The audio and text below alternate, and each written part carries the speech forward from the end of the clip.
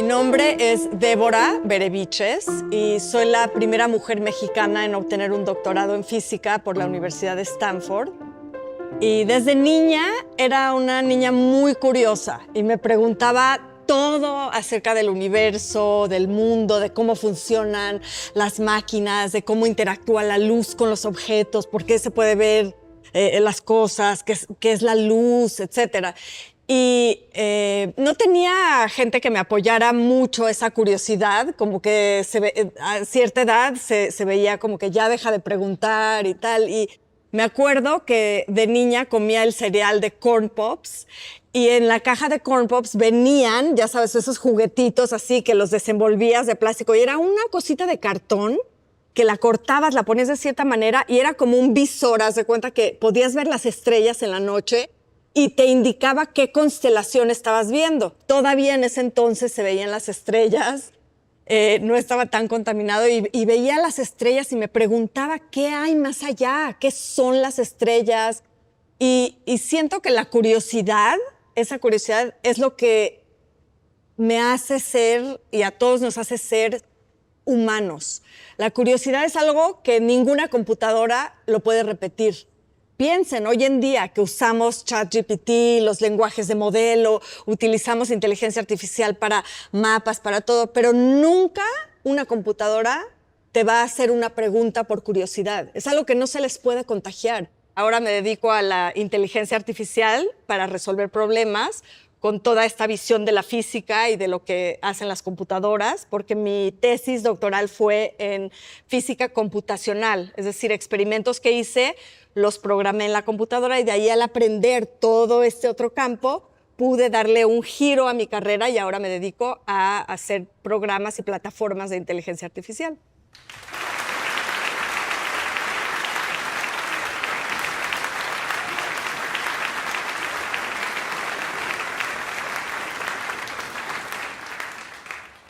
Hola Débora, soy Nayeli Morales. Es un placer estar aquí, conocer cómo has roto estereotipos y tu pasión por la física. Justo por eso quisiera preguntarte, muchos de los científicos nos han hablado de las bellas que son las leyes del universo. ¿Tú nos podías contar la belleza en la física? Gracias, Nayeli, porque me encanta esa pregunta. En realidad, la física busca explicar el mundo con la mayor sencillez posible y con la mayor elegancia posible. Las ecuaciones solamente se aceptan y se propagan cuando son elegantes, concisas y pueden describir muchos fenómenos al mismo tiempo. Puede explicar una piedra, un asteroide acercándose a la Tierra, las órbitas, todo eso, una sola fórmula, que además matemáticamente es muy sencilla. Solo es una multiplicación y división de factores, que es la fuerza es igual a la constante gravitacional G, multiplicada por la masa de los dos objetos que se atraen, la masa de la Tierra y la masa de la manzana, dividida por el cuadrado de la distancia entre ellas.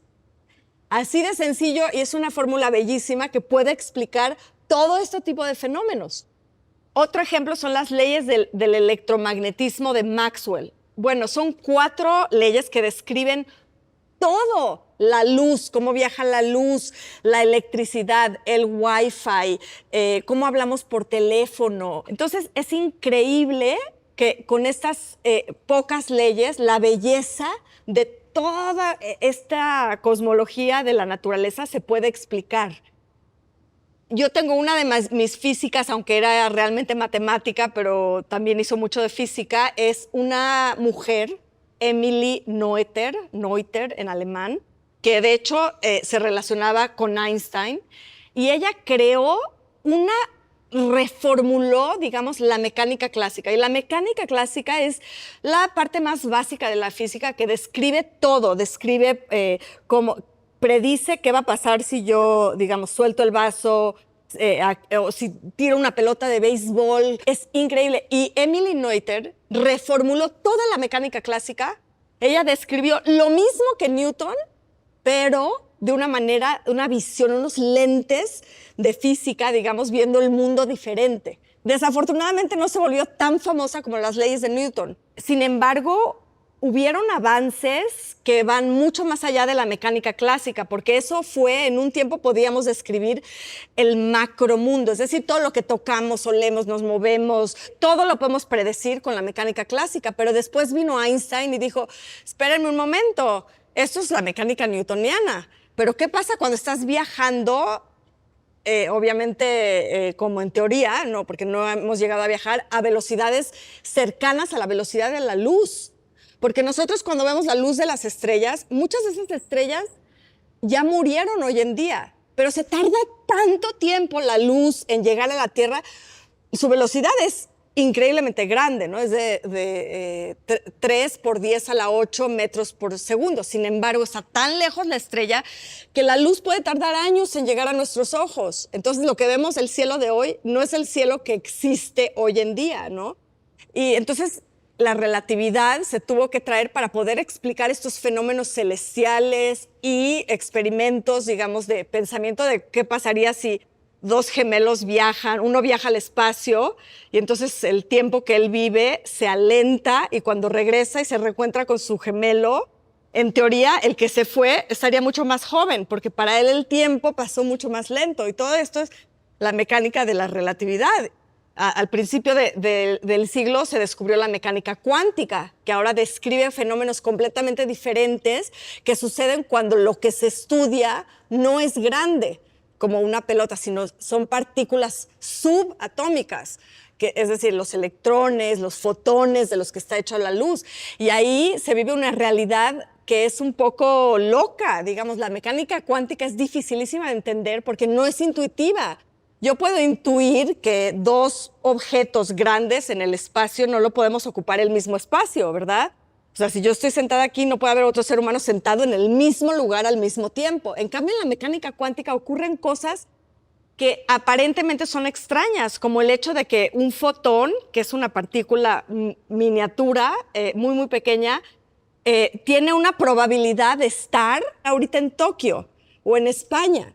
Son fenómenos que son muy difíciles de entender y entonces creo que los avances que vivimos hoy en día tienen mucho más que ver con las siguientes teorías de la física que con la mecánica clásica. Simplemente que me parece tan bella la mecánica clásica que fue la ecuación que me inspiró, pero también las ecuaciones de la mecánica cuántica son bellísimas.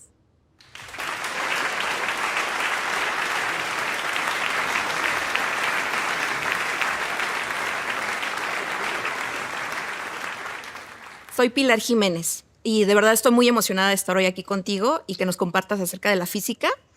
Mi pregunta es, entiendo que no fue fácil para ti dedicarte a la física y me gustaría, por favor, que nos pudieras compartir tus experiencias y qué pruebas y lecciones tuviste que pasar.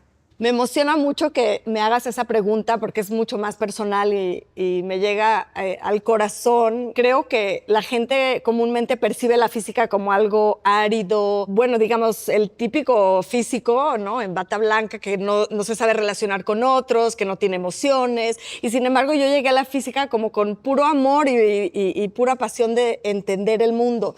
Y sí, desde chica fui una niña sumamente curiosa. Mi padre, que en paz descanse, era ingeniero de la UNAM y siempre me explicaba por qué los puentes se sostenían, lo acompañaba a la construcción de presas hidráulicas y yo le preguntaba desde muy niña el por qué, los sostenes, las fuerzas, la gravedad, qué pasaba y me daba mucha curiosidad las cosas y siempre me impulsaron mucho de niña hasta que llegó cierta edad en la cual ya se estaba poniendo más serio el asunto porque ya tenía que elegir una carrera en algunos años. Y ahí fue cuando la gente, tanto mis padres como los maestros de la escuela, amigos de familia, comenzaron a decirme, oye, eso de las matemáticas, dice, mejor no le digas a nadie que te gusta la física y las matemáticas. Y yo, ¿pero por qué? Dice, porque probablemente los niños se asusten y no te vas a poder casar. Que casi sucedió, ¿verdad? Pero bueno, el caso es que yo crecí sin confianza en mí misma porque aunque sí tomé muchas matemáticas en la preparatoria y demás, tanto me dijeron que era algo que no debía hacer y que no podía hacer a nivel de carrera, que yo perdí la confianza en mí misma, pero además trataba de esconder esa parte de mi personalidad. Y eso hizo que ingresara a la carrera de filosofía, porque fueron los profesores de la escuela, de la preparatoria, que me aconsejaron, ay, mira, la filosofía es muy similar, también tienen preguntas hasta el infinito como tú de qué es la vida, de qué está hecho el universo, pero no se daban cuenta que la filosofía las respondía de una manera muy diferente, que a mí lo que me atraía era poder hacer un experimento y que la evidencia del mundo y la naturaleza me dijeran que mi teoría sí era válida. Entonces yo me escondía y leía libros de físicos raros para inspirarme. Y decía, bueno, me encantó uno, Tycho Brahe, un físico danés que había perdido su nariz en un duelo y tenía una nariz de cobre y de otros metales. Y yo me dije a mí misma, bueno, a lo mejor nunca lo voy a poder lograr como complacer a mis padres, al mundo alrededor. Me voy a volver como una persona aislada, trabajando en un laboratorio día y noche, pero por lo menos voy a tener la compañía de mis datos, tal como Tycho Brahe. Y siempre él se volvió mi inspiración. De hecho, mi hijo se llama Tycho por él. Y así fue como, detrás de las espaldas de mi familia y de muchos amigos, solicité admisión a las universidades norteamericanas, porque sabía que en Estados Unidos se podían juntar dos carreras. En México, como sabemos, solamente se estudia 4 años, normalmente una sola cosa. Fui muy afortunada de solicitar admisión a una universidad en Massachusetts llamada Brandeis, la cual le da becas a 2 estudiantes internacionales cada año. Y después de muchos exámenes y ensayos en los que vieron mi pasión por la física, logré ganarme esa beca. Y entonces me fui de México, dejé todo por atrás y tenía muchas esperanzas de poder hacer física, pero muy pocos recursos a nivel de capacidades porque no lo había ejercitado. Y ahí fue cuando tuve el valor de meterme en una clase de astronomía y conocí al asistente del profesor, un hindú llamado Rupesh, que se convirtió en mi mentor, en mi tutor, y logramos convencer al jefe del departamento de que en un verano yo podía meter los primeros 2 años de la carrera de física en 2 meses para así lograrme saltar esos 2 años. Y Rupesh se dedicó a tutorearme y a mentorearme y a poner todos los 2 primeros años que se estudian en la física y de matemáticas necesarias, el cálculo y demás. Y así fue como Rupesh convirtió mi sueño en realidad. Y siempre quise pagarle por todo lo que hizo por mí. Y él me dijo que cuando él creció en la India, en el pueblo de Darjeeling, como el té, en el Himalaya, en los Himalayas, se acercaba un anciano que escalaba a llegar a su pueblo y le dio clases a él y a sus hermanas de la tabla, el instrumento musical, matemáticas e inglés.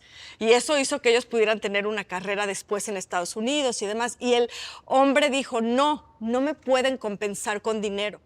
La única manera en la que me pueden pagar es haciendo esto con alguien más en el mundo. Fue lo mismo que me dijo a mí Rupesh. Esto de pagar por adelantado y decirme, te paso a ti la antorcha porque ahora tú tienes la responsabilidad y el compromiso con educar, elevar, ayudar a muchas otras personas. En mi caso, me inspiré a ayudar a mujeres, especialmente mexicanas, a acercarse a la ciencia, a la tecnología, a la ingeniería, porque muchas de nosotras tenemos sueños de hacer estas carreras, pero todo lo que nos dicen los medios de comunicación y muchas veces hasta los padres en familia y demás, es que esas carreras no son apropiadas para las niñas. Hay que luchar por romper esos estereotipos. Entonces, lo que se necesita es resiliencia, perseverancia y esfuerzo, porque es la gente que se sabe parar y seguir adelante después de los fracasos, que fracasos los tenemos todos los viernes en la noche que yo hago una cena con mis hijos, que son pequeños, siempre le hacemos 4 preguntas a los niños y cada uno de nosotros las contestamos. ¿Qué te gustó esta semana? ¿Qué aprendiste esta semana? Y la más importante, ¿en qué fallaste esta semana? Y lo hacemos, bueno, yo fui la de la idea. La 4ª pregunta es, ¿qué agradeces? ¿De qué estás agradecido esta semana? Pero la 3ª pregunta de qué fallaste es importante porque hay que celebrar las fallas. Por eso dicen que tienen tanto éxito las compañías en Estados Unidos, en el Silicon Valley, porque la cultura americana celebra el tratar de hacer una compañía y fallar, se celebra mucho más que el no tratar. si uno tiene ganas de hacerlo. En cambio, otras culturas, si fallas, está visto como, no, muy mal, pobre de ti, etc. Y entonces, eso es lo que yo trato de cultivar. Bueno, ¿te caíste de la bicicleta? ¡Bravo! ¡Genial! Porque eso quiere decir que trataste de hacer algo nuevo. Otra lección es no dejes que nada ni nadie cambie tu sueño en la vida. Una persona a los 60 años puede pivotear y empezar a hacer distintas cosas con su vida, que los obstáculos se pueden superar, que mientras no estemos enfermos o no hayamos muerto, se pueden lograr lo que cualquiera se proponga en su vida. Créanmelo, lo veo yo todos los días en mi trabajo.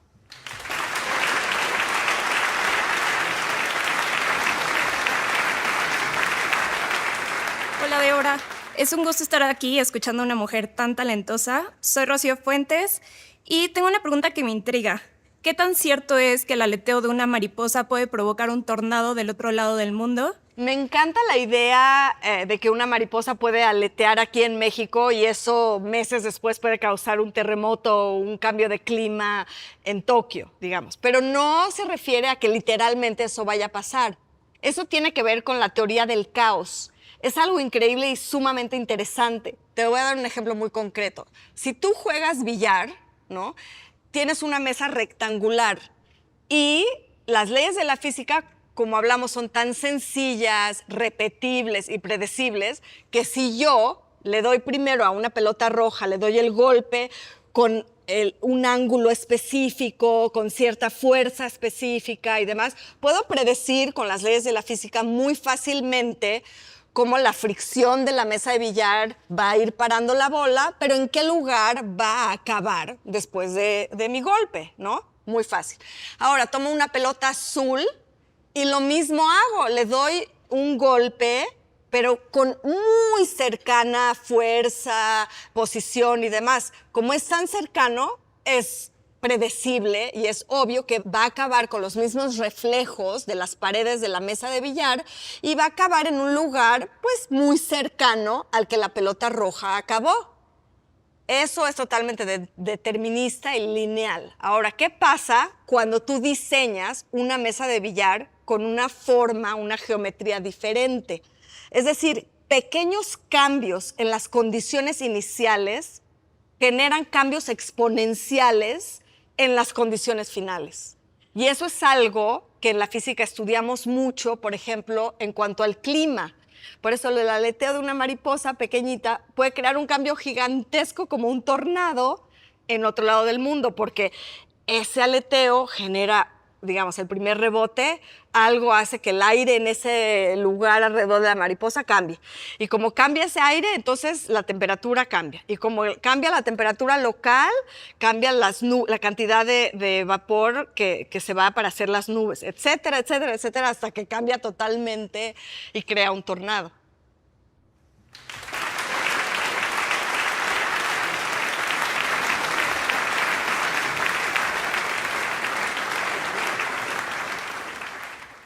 Hola, ¿cómo estás, Débora? Soy Jessica Mora y primero que nada te quiero agradecer por ser una inspiración a seguir tus sueños, a no rendirte a tus pasiones, pero sobre todo impulsar a la inclusión de la mujer en la ciencia, que eso para mí es súper importante y te agradezco mucho. Y bueno, nos platicabas de la inteligencia artificial y hoy en día, pues desde la política hasta el entretenimiento, está sustentado en datos. Y quisiera preguntarte, ¿tú crees que la inteligencia artificial es solo una acumulación de información o es en realidad un tipo de inteligencia verdadera? La inteligencia artificial no es algo nuevo, viene haciéndose desde los años 70. Lo que pasa es que pasó por lo que le llaman el invierno, en los cuales simplemente no teníamos la capacidad a nivel computacional para hacer lo que ahorita, que todos tenemos a la palma de la mano los modelos de lenguaje grandes como ChatGPT, Gemini de Google, etcétera. Lo que hemos logrado es que la capacidad computacional sea tan grande que ahora podemos subir datos, como por ejemplo en los modelos de lenguaje. Entonces se entrenan a todos estos servidores de computadoras con todo lo que se ha dicho en toda la historia de los últimos 10 años, digamos. Pero además de lo que se ha dicho, se le suben todas las novelas de Vargas Llosa y todos las opiniones que da la gente en Facebook. Y todo eso se le sube a estos modelos de tal manera que lo que hacen es saber la probabilidad con que una palabra sigue a otra palabra.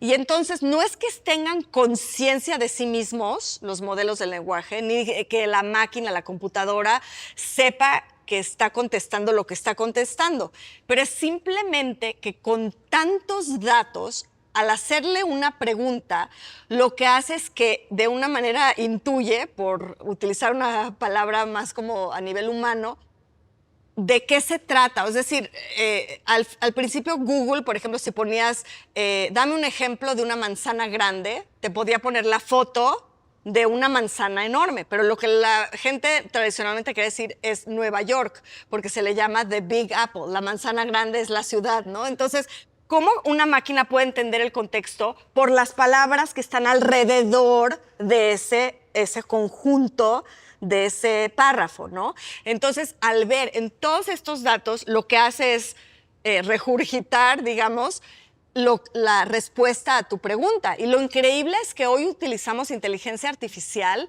a nivel invisible. O sea, tú cuando usas los mapas de Google en tu coche o Waze o lo que usemos, no te das cuenta de que todo lo que está pasando es que constantemente se están subiendo datos en tiempo real, se están analizando para que genere un mapa que te diga cuál es la manera de llegar de punto A a B más rápido y con más eficiencia. Entonces, ¿qué está pasando? Que ahora tengo una hija de 8 años que el año pasado dio una plática a los 7 años que era de cómo ChatGPT, cómo la inteligencia artificial está afectando a su generación.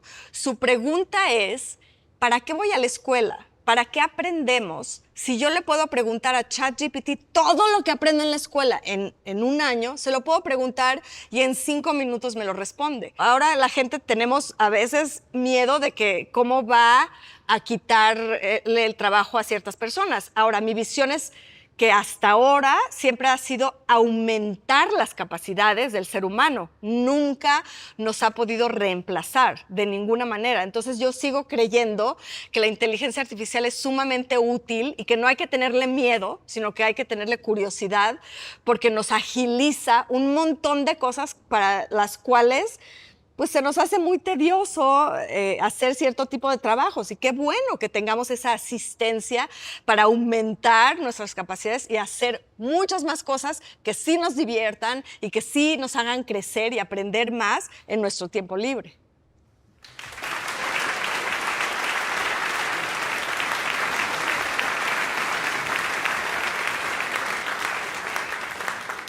Hola, Débora. Soy Laura Embarcadero.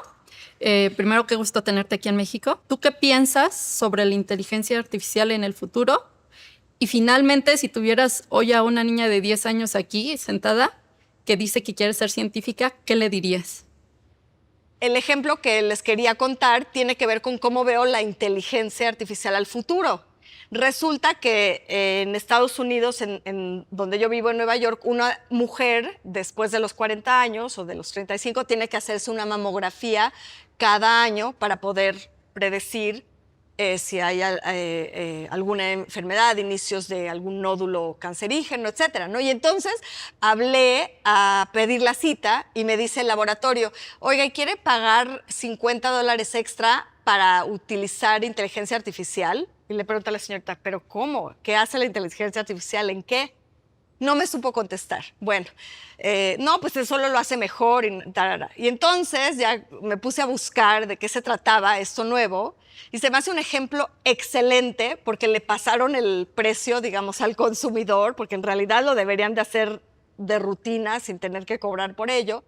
Lo que pasa es que normalmente hacemos un examen médico y es la doctora o la jefa de laboratorio la que tiene en su mente los 100 pacientes que ha visto en los últimos años y entonces ella se dedica a ver como qué compara las imágenes de este paciente con todo lo que ha visto en su vida y determina si esto es algo de qué preocuparse o no. En cambio, la nueva eficacia, la nueva, digamos, hacer un resultado mejor, de mejor calidad, es que ahora suben tu imagen al internet y la máquina de inteligencia artificial, el programa, compara esa imagen con no 100, no miles, millones de otras imágenes de mujeres con edad similar, situaciones similares a la tuya, y te da un resultado mucho mejor, con mucha más calidad, y puedes predecir mejor y tener mucha más confianza. Yo creo que la inteligencia artificial va a crecer en todos sentidos, que todos los negocios de alguna u otra manera van a tener inteligencia artificial. Ya sea drones que toman imágenes para checar las refinerías de petróleo, que redujeron el tiempo de 4 años a 3 meses, ya sean análisis médicos que te van a diagnosticar, ya sea operaciones a distancia, que lo van a hacer mucho mejor, va a dominar nuestro mundo. Es como una revolución industrial en la que vamos a pasar de los caballos, digamos, a andar en trenes. Y es un recurso que todos vamos a tener, y por eso es tan importante la democracia, especialmente en países como México, a nivel cultural, que no solamente los hombres usen el ChatGPT, que las mujeres lo usen, que los niños lo usen, que se lleven redes y capacidades a comunidades de bajos recursos, etcétera, para crear comunidades éticas y en inglés se dice como con equity, que quiere decir que todo tipo de personas de diferentes recursos, capacidades y demás tengan acceso a este tipo de programas. Y eso es, veo muy importante el trabajo de diseminar estas plataformas y estas capacidades a todos los humanos. Ahora, lo que está pasando, que todavía no llega a su auge, pero que viene muy fuerte, es que la física cuántica ahora se está industrializando en lo que llamamos la computación cuántica. Yo viví 2 años en Finlandia con mi familia porque me fui a liderar al equipo que construyó la primera computadora cuántica del país. ¿Y de qué se trata? De una nueva tecnología que utiliza todas las cosas, digamos, raras o contraintuitivas de la física cuántica, como el entrelazamiento de partículas y demás, para hacer que los cálculos de una computadora en ciertos algoritmos sean muchísimo más eficientes, atinados, etc. Entonces, cuando tú añades la computación cuántica y las capacidades que trae para analizar imágenes y demás a la inteligencia artificial, ahora sí va a llegar un poder exponencial. ¿Qué le diría a una niña de 10 años? Que no se preocupe tanto por cómo está cambiando el mundo y por las presiones que estas nuevas generaciones tienen, que mantenga su curiosidad abierta, no demasiado abierta como para perderse en diferentes preguntas y que puede generar cierta ansiedad, pero sí suficientemente abierta para que los cambios que están viniendo, que son a una velocidad de vértigo, digamos, que esos cambios le vayan informando y vayan desarrollando su curiosidad y su entorno y su personalidad con curiosidad, con pasión, que sea noble consigo misma para que pueda adoptar esas nuevas tecnologías con diversión, con alegría, sin miedo, con curiosidad, para no solo adaptarse al mundo que viene, sino innovarlo. Porque yo creo que la arquitectura a nivel computacional, a nivel de lo que estamos haciendo con la inteligencia artificial, la arquitectura es el destino. Si yo creo algoritmos basados en sesgos y demás, voy a repetir un mundo como el que tenemos con sesgos. Pero si yo uso mi mente para crear nuevos algoritmos que no tengan sesgos, voy a crear un mundo mejor. Y eso es lo que yo creo que las niñas y las mujeres en especial, que somos a veces, no siempre, no en general, más sensibles a ciertos problemas culturales que tiene la humanidad, yo creo que somos las que más poder tenemos hoy en día para cambiar y mejorar el mundo.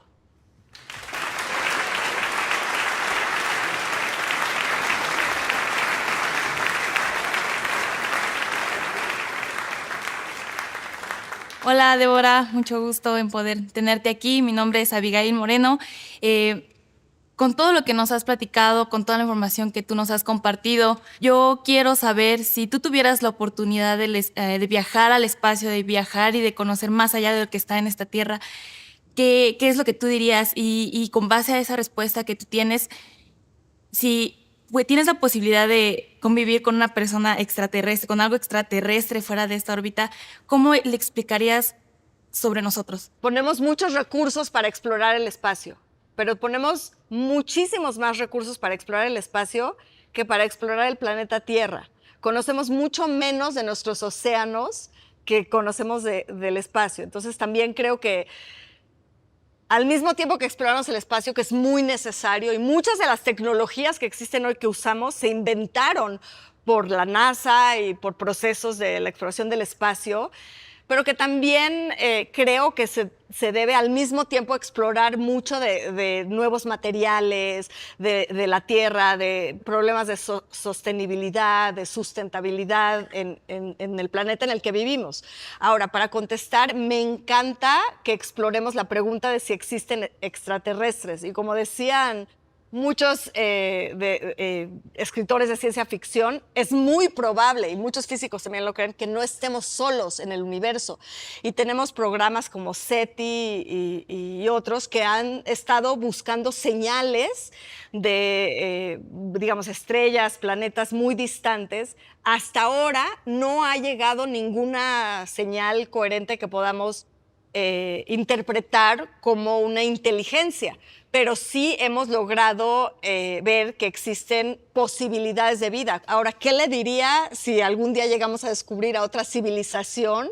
Bueno, pues les contaría todo, desde las leyes de la física y de cómo hemos logrado avanzar la física cuántica y demás, hasta el hecho de que disfrutamos comer chilaquiles y disfrutamos que nos piquen los chilaquiles, la música mexicana, el folclore. Me encantaba el rock del Tri, por ejemplo. Les mandaría todo este tipo de cosas culturales para que entiendan que ser humano no es nada más la transferencia de información, sino las emociones, el ayudarnos los unos a otros, y desafortunadamente, bueno, pues también la parte oscura que hemos tenido los humanos, que no hemos tratado a las subespecies, digamos, los animales, las plantas, de una manera en la que nos gustaría ser tratados, posiblemente por una civilización nueva, externa, que puede llegar a ser más poderosa que nosotros, ¿no? Entonces creo que pues batallaría con todas esas preguntas, pero llegaría con mucha curiosidad, tratando de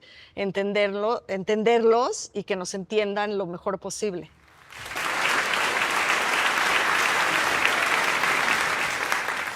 Hola, buenas tardes, Débora. Mucho gusto. Mi nombre es Samuel y es un gusto y un placer y un privilegio para mí conocer a la primera mujer mexicana en tener un doctorado en física. Y tengo una pregunta muy interesante para ti. Y tú, desde tu punto de vista como científica, ¿cómo ves el futuro en la humanidad? Como estábamos comentando, que la inteligencia artificial está trayendo cambios a la humanidad severos, o sea, vertiginosos, porque estamos cambiando la manera en la que nos relacionamos con el mundo. Estamos creando nuevos materiales, nuevas medicinas, porque los programas pueden combinar moléculas diferentes de una manera mucho más eficiente que un ser humano que se está imaginando distintas combinaciones químicas, ¿no? Podemos diagnosticar enfermedades, crear curaciones y manejar las enfermedades con mucha más precisión de lo que lo podíamos hacer hace 5 años. Podemos crear tecnologías, drones, enviar paquetes, crear rutas para los aviones mucho más eficientes, una infinidad de cosas que están cambiando tanto nuestras capacidades, que se están viendo aumentadas, como nuestra relación con nosotros mismos, con nuestra conciencia, con nuestra autoestima, cómo nos vemos nosotros como poderosos versus las máquinas, ¿no? Está creando una relación con un nuevo ser, que es la máquina, con la computadora, con la que tenemos que aprender a conllevar. ¿Qué tanto vamos a dejar de pensar para que la computadora piense por nosotros? ¿Qué tanto vamos a cuidar nuestras características culturales para que la computadora tenga la sensibilidad de hacerme recomendaciones a mí como mexicana que son muy diferentes a las que les haría a un americano? ¿Cómo vamos a generar una comunidad en la que tanto hombres como mujeres, tanto gente con recursos económicos como gente con menos recursos pueda acercarse a todo este aumento de capacidades, gente con capacidades físicas que se van a aumentar? Yo conocí a un cyborg que tiene injertado en su cerebro, digamos, como un chip, una máquina, porque él nació sin poder distinguir colores. Y entonces, sí, colores. Y entonces tiene una cámara que sale de su cerebro así, que está constantemente filmando los colores, porque él solo ve en blanco y negro, pero lo que pasa es que los colores los traduce a sonido, y cuando manda la señal, si digamos que ve el saco azul o el saco rojo que yo traigo y tiene un sonido especial, entonces él ha aprendido a interpretar ciertos sonidos. Imagínense las sinfonías que escucha cuando llega a un lugar lleno de gente, ¿no? Y todos los colores que está viendo, y él ha aprendido a interpretar esos sonidos acertados y relacionados a un cierto color. Ahora hicieron un chip cerebral que se injertó en el cerebro de una persona que puede comunicar como con telepatía, digamos, imágenes a otra computadora, que puede hacer y lograr hacer cosas mucho más eficiente que esa persona que por su enfermedad particular no lo puede lograr. Entonces estamos entrando a un mundo en la que el ser humano, la definición, está siendo aumentada. Capacidades, piezas, brazos, piernas robóticas que ven, que hacen. ¿Cómo vamos a convivir con estos nuevos cyborgs, ¿no? Estos nuevos humanos? Toda esta conciencia que estamos teniendo que crear, y cómo vamos a educar a las nuevas generaciones a aceptar este nuevo mundo, a adaptarse, y no solo adaptarse. El chiste es a crearlo, porque si no estamos presentes, nos van a construir el mundo que los otros quieren. Y se trata de que nosotros construyamos el mundo que queremos ver y experimentar en el futuro, que queremos que nuestros hijos hereden.